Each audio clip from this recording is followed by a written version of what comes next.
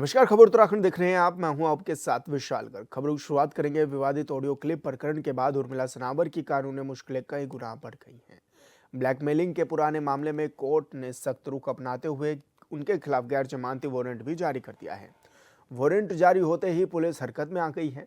वहीं उर्मिला सनावर की गिरफ्तारी के लिए कई पुलिस टीमें गठित की गई हैं और उनके संभावित ठिकानों पर लगातार दबिश भी दी जा रही है।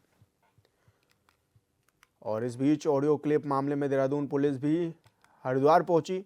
ऐसे में नेहरू कॉलोनी थाना पुलिस ने ज्वालापुर के शास्त्री नगर स्थित पूर्व विधायक सुरेश राठौर के आवास पर भी नोटिस चस्पा किया है।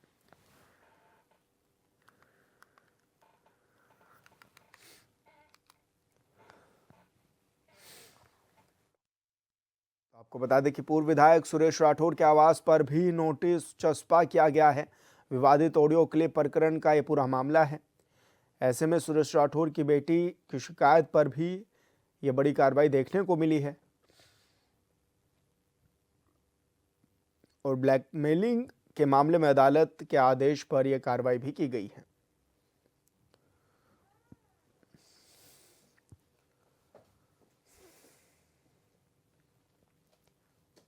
तो संभावित ठिकानों पर लगातार दबिश भी दी जा रही है। ऑडियो क्लिप मामले में देहरादून पुलिस भी हरिद्वार पहुंची और पूर्व विधायक सुरेश राठौर के आवास पर नोटिस चस्पा किया गया है। विवादित ऑडियो क्लिप का यह मामला है। अदालत के आदेश पर यह कार्रवाई भी देखने को मिली है, जहां पर उर्मिला सनावर के खिलाफ गैर जमानती वारंट भी जारी किया गया। उर्मिला की गिरफ्तारी के लिए पुलिस टीमें भी गठित की गई हैं।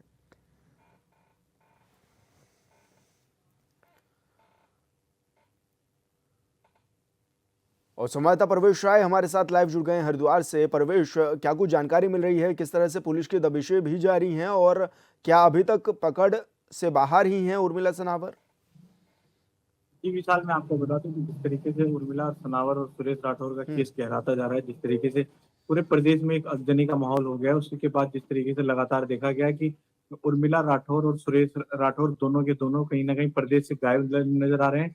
ना तो ये लोग सोशल मीडिया पर नजर आए, ना किसी फोन के माध्यम से। फोन इन लोगों के लगातार स्विच ऑफ पाए जा रहे हैं।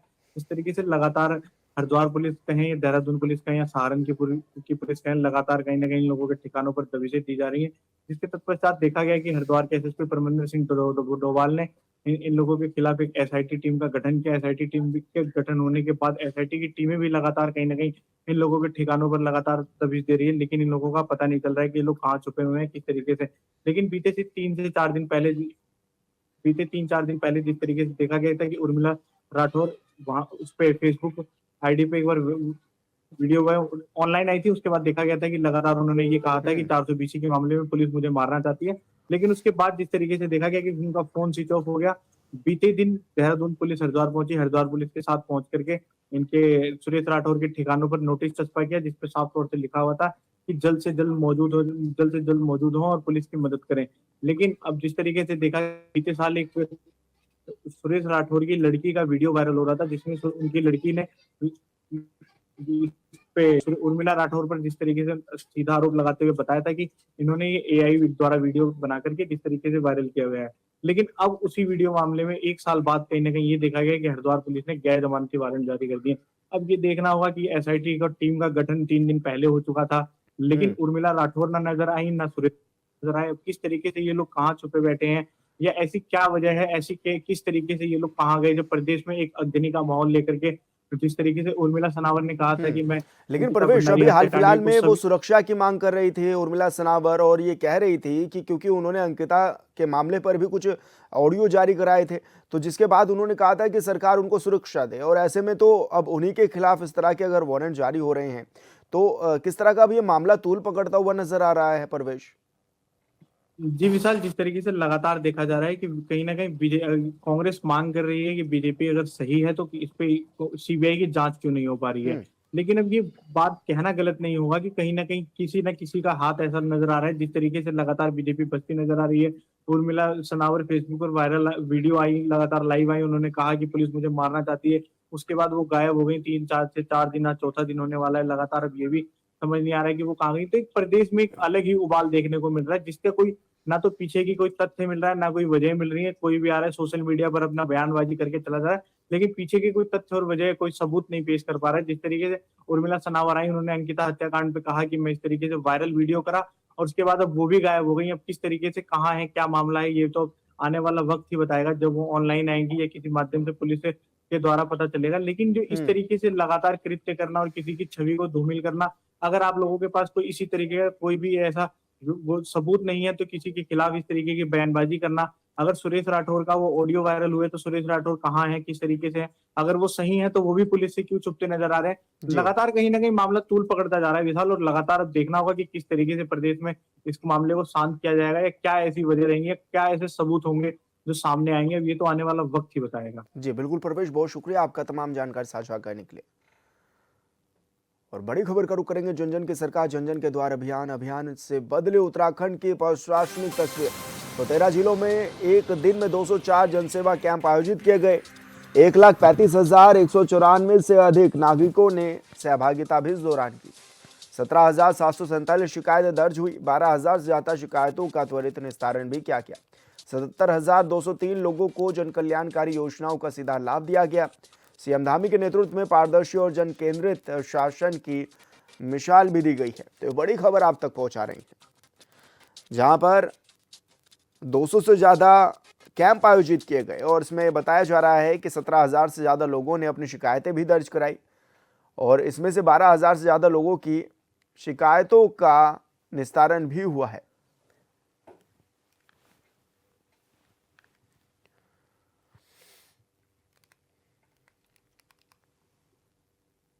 और संवाददाता योगेश आर्या हमारे साथ लाइव जुड़ गए हैं। योगेश, किस तरह की सहभागिता लोग कर भी रहे हैं इस कार्यक्रम में, और कितना फायदा इस कार्यक्रम से होता हुआ नजर आ रहा है स्थानीय लोगों को? देखिए विशाल, जन की सरकार जन जन के द्वार जो कार्यक्रम की शुरुआत की गई थी, उसकी कार्यक्रम की अगर देखा जाए तो उत्तराखंड की प्रशासनिक व्यवस्था जो है वो उसमें तस्वीर बदलती हुई नजर आई है। और ऐसे में अगर देखा जाए तो एक दिन के अंदर जो है 204 कैंप जो है वो आयोजित किए गए, और 13 जनपदों में जिस तरह से कार्यक्रम आयोजित किए गए, कैंप लगाए गए, और वहाँ पर प्रशासनिक अधिकारी बैठे, उन्होंने वहाँ पर लोगों की समस्याओं को सुनने का काम किया। न्याय पंचायतों में जिस तरह से ये कैंप लगे और लोगों ने वहाँ पर जाकर के अपनी समस्याओं को रखा, उनके निस्तारण को लेकर के लगातार जो अधिकारियों ने प्रयास किया। अगर हम बात कर लें तो अब तक के जो आंकड़े सामने आए हैं उनमें 17,774 के लगभग जो है शिकायतें सामने आई, और उनमें से करीब 12,000 से अधिक शिकायतों का जो निस्तारण है वो मौके पर ही अधिकारियों के द्वारा किया गया। और ऐसे में इन जो शिकायतें लगातार जो है सामने आ रही थी, उनको लेकर के ये आयोजित किए गए थे कैंप, ताकि जो है समस्याएं जो है न्याय पंचायतों पर ही उनका निस्तारण हो सके। उसी का प्रयास था कि जो है मुख्यमंत्री पुष्कर सिंह धामी ने कहा कि जो जनता की सरकार है, जनता के न्याय पंचायतों में पहुंचेगी, जन जन की सरकार है, और वहीं जाकर के अधिकारी वहां कैंप लगाएंगे, और तमाम विभागों के जो कैंप में अधिकारी मौजूद रहेंगे वो विभागों से जुड़ी जितनी भी समस्याएं हैं उनको सुनेंगे, उनका जो है मौके पर ही निस्तारण करने का काम करेंगे। इसके अलावा अगर देखा जाए तो विशाल, जिस तरह से लगातार जो है ये सामने आती थी बातें कि जो प्रशासनिक अधिकारी हैं वो मौके पर नहीं मिलते हैं, उनकी वजह से लाभार्थियों को पूरी तरह से लाभ नहीं पहुंच पा रहा है। तो उसी क्रम में ये कार्यक्रम की शुरुआत हुई, और अब जो है कहीं जिस तरह से आंकड़े निकलकर सामने आ रहे हैं कि 12,000 से अधिक मौके पर ही निस्तारण जो है देखने को मिला है, लाभार्थियों को लाभ मिलने का काम हुआ है। तो निश्चित तौर पर जो है अब आगे भी जो है अभी, क्योंकि 45 दिनों का समय इसका रखा गया था कैंप का, उस दौरान जो है जो भी और समस्याएं होंगी उनका निस्तारण करने की जिम्मेदारी भी जो है प्रशासनिक अधिकारियों की रहने वाली है। जी बिल्कुल योगेश, बहुत शुक्रिया आपका तमाम जानकारी साझा करने के लिए। माघ माह की पौष पूर्णिमा के पावन अवसर पर धर्मनगरी हरिद्वार में आस्था का अद्भुत नजारा देखने को मिला है। ऐसे में सुबह से ही हर की पौड़ी पर गंगा घाटों पर श्रद्धालु बड़ी संख्या में पहुंच रहे हैं। देश के कोने कोने से पहुंचे श्रद्धालु गंगा स्नान कर पुण्य लाभ अर्जित कर रहे हैं। धार्मिक मान्यताओं के अनुसार माघ पूर्णिमा पर गंगा स्नान को मोक्षदायी और मनोकामना पूर्ण करने वाला पर्व भी माना गया है। तो वहीं पौष पूर्णिमा पर पितरों का श्राद्ध और तर्पण करने से पूर्वजों का आशीर्वाद मिलने की भी मान्यताएं हैं। तो गंगा घाटों पर बड़ी संख्या में श्रद्धालु पहुंच रहे हैं और सुबह से ही गंगा घाटों पर स्नान कर रहे हैं। तो वहीं पुलिस प्रशासन की ओर से भी कड़े इंतजाम किए गए। आस्था का सैलाब भी उमड़ा हुआ है।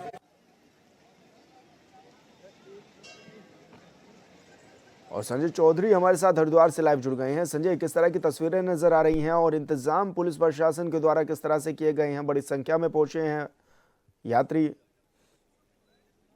जी विशाल जी, मैं आपको बता दूं, आज माघ माह की पौष पूर्णिमा का स्नान है और इस हम्म। स्नान की एक विशेष महत्वता है।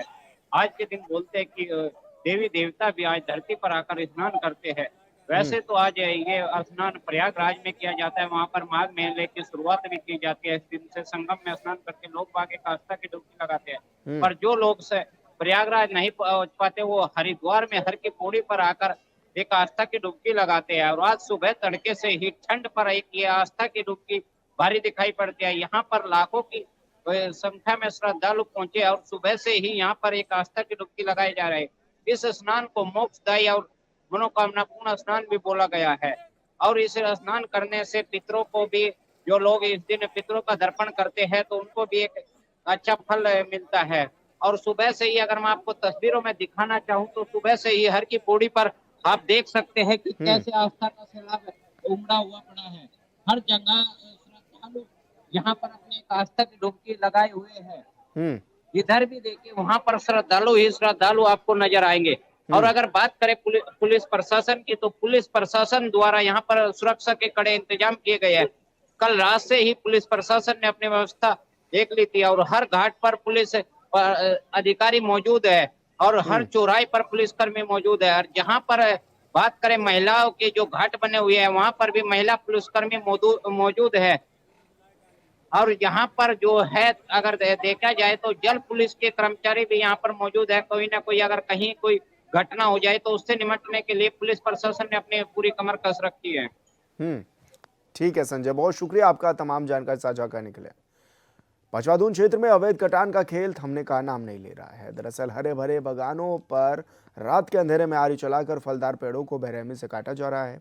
मामला जमीनपुर क्षेत्र का है, जहां देर रात अवैध कटान की सूचना पर उद्यान विभाग और वन विभाग की संयुक्त टीम ने औचक निरीक्षण किया। हालांकि कार्रवाई की भनक लगते ही अवैध कटान में शामिल लोग अंधेरे का फायदा उठाकर मौके से फरार हो गए। प्राथमिक जांच में सामने आया है कि यह अवैध कटान कथित तौर पर अवैध प्लाटिंग के लिए किया जा रहा था, जिससे न सिर्फ पर्यावरण को भारी नुकसान पहुंच रहा है, बल्कि सरकारी राजस्व को भी चूना लगाया जा रहा है। बता दें कि मौके से 8 फलदार पेड़ों के अवैध रूप से काटे जाने की पुष्टि भी हुई है।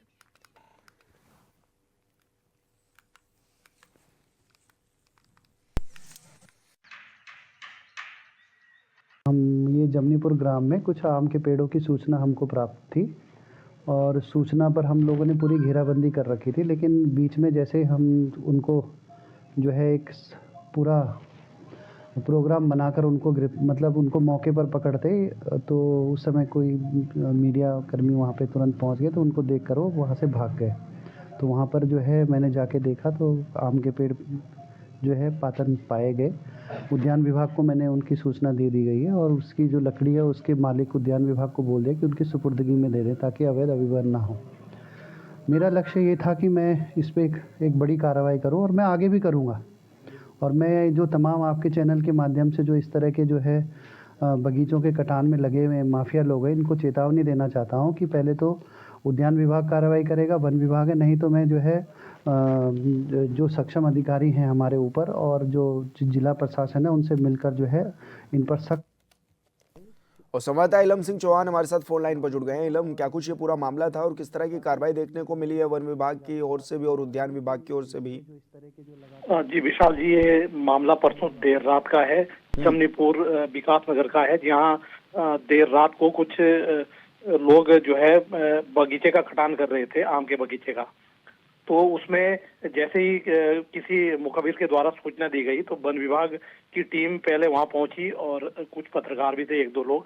तो जो है वो अंधेरे का फायदा उठाकर वो लोग भाग गए। तो उसके बाद उद्यान विभाग को सूचित किया गया फॉरेस्ट विभाग के द्वारा।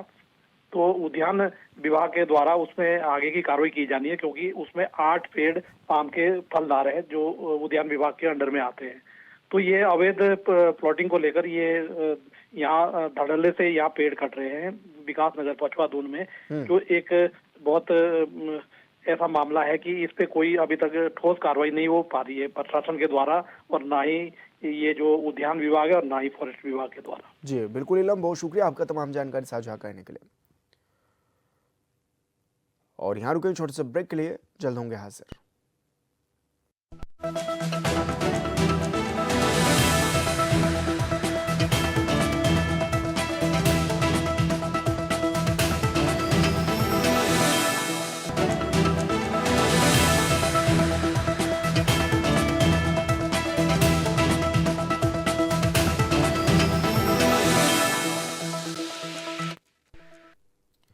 ब्रेक के बाद स्वागत है आपका। खबरों में आगे बढ़ेंगे। उत्तराखंड में कार्बन क्रेडिट को लेकर मुख्य सचिव आनंद वर्धन ने अहम बैठक की है। ऐसे में संबंधित विभागों के साथ कार्बन क्रेडिट की संभावनाओं पर भी मंथन किया गया। मुख्य सचिव ने कहा है कि कार्बन क्रेडिट राज्य के लिए बड़ा आय स्रोत बन सकता है और पर्यावरण विभाग को कार्बन क्रेडिट का नोडल अधिकारी और नोडल विभाग भी बनाया गया है।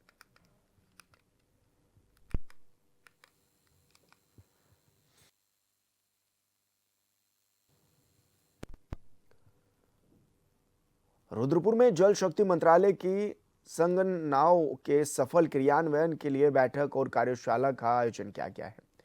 कार्यशाला का शुभारंभ डीएफओ यूसी तिवारी, मुख्य कृषि अधिकारी डॉक्टर वीके यादव, अधिशासी अभियंता लघु सिंचाई सुशील कुमार और अपर मुख्य अधिकारी जिला पंचायत जीके भट्ट ने दीप प्रज्वलन कर किया है। तो अधिशासी अभियंता सुशील कुमार ने भी बताया कि ये संगनाएं जिले के जल संस्थानों के विकास और संरक्षण के लिए महत्वपूर्ण है।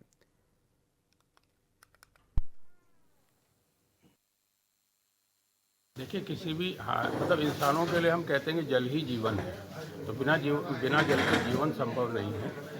और जलों का जो स्रोत है वो मुख्य रूप से वन है।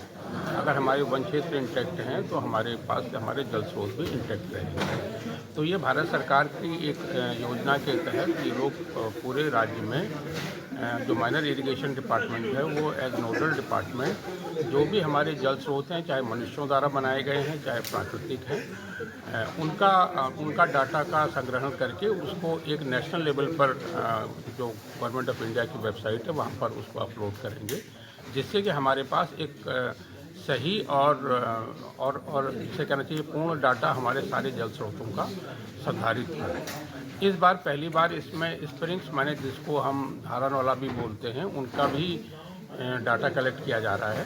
तो क्योंकि उत्तराखंड में धारानौला यहाँ के जनमानस से अनादिकाल से जुड़े हुए हैं और ये जो धारे नौले हैं ये वन क्षेत्रों से भी हैं और उसके अलावा आसपास के ग्रामीण क्षेत्रों में भी हैं। तो वन विभाग जो अपने से जुड़े हुए क्षेत्र हैं जहाँ वन क्षेत्र हैं और वहाँ पर जो धारे नौले हैं या इस तरीके के कोई भी पारंपरिक जल स्रोत हैं जो प्राकृतिक हैं तो उनके संबंध में data sharing minor irrigation department से करेगा और माइनर इरिगेशन डिपार्टमेंट उसमें और जो टेक्निकल डाटा वगैरह आवश्यक होगा उसका संग्रहण करके उसको अपलोड करेगा।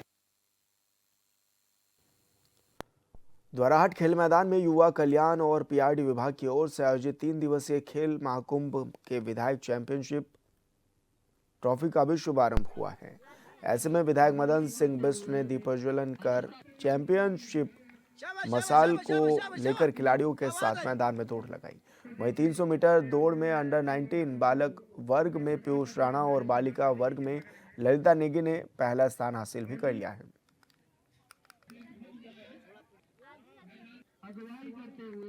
एक अच्छी सोच और अच्छी विचारधारा के साथ जो ये खेल का इन्होंने पहले न्याय पंचायत 22 किया, बाद में हमारे जो 8 हो चुके थे वो एक ब्लॉक करके एक विधायक ट्रॉफी के रूप में इसमें अच्छा कार्य। इसमें हमारे बच्चे जो हैं एक उनकी